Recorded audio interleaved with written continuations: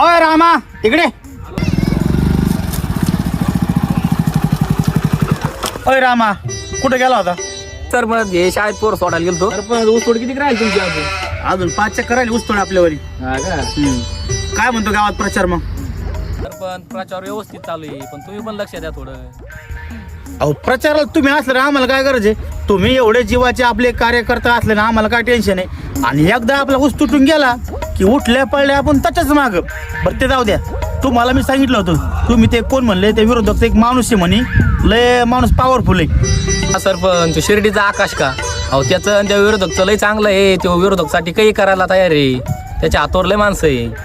तर तुम्ही मॅनेज केलं का नाही? सरपंच मी त्याला 4 बारे म्हणलं, ते कोणालाच मॅनेज व्हाय ना. आपल्याला तिकडे जावंच लागतंय. मॅनेज व्हाय ना.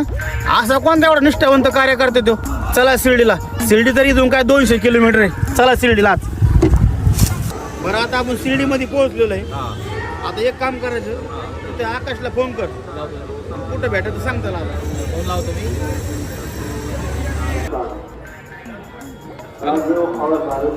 आलो शिर्डीमध्ये म्हटलं. कुठं भेटायचं सांग. ते आपण भेटलो तिथे. ह्याला आकाश भाऊ, मी सरपंचाला घेऊन आलोय. आता तुम्ही दोघं काय ते बोलून घ्या. तुम्ही सरपंचाला कशाला आणायचं? आलोय. चला आता हॉटेलमध्ये बोलू आपण. चला. सरपंच मला वाटलं नव्हतं तुम्ही इतक्या लांब येतो म्हणून. आकाश भाऊ आपल्या माणसासाठी यावं लागतं, पण तुम्हाला ह्या वर्षी आपल्या पॅनलचं काम करावंच लागणार आहे. सरपंच हे होऊच शकत नाही. त्या माणसाला काय धोका देऊ शकत नाही आपण. आकाश भाऊ त्यांना तुम्ही धोका नका देऊ. फक्त आतून आपल्या पॅनलचं काम करा.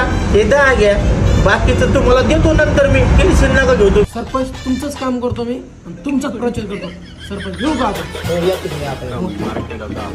रामजी झालं का नाही माणूस मॅनेज? तुम्ही म्हणले बा माणूस मॅनेज होत नाही तो. तुमचा नाद नाही करायचा. मानला भाऊ तुम्हाला एकच नंबर माणूस. समजलं का तुले? सरपंच म्हणतात मले.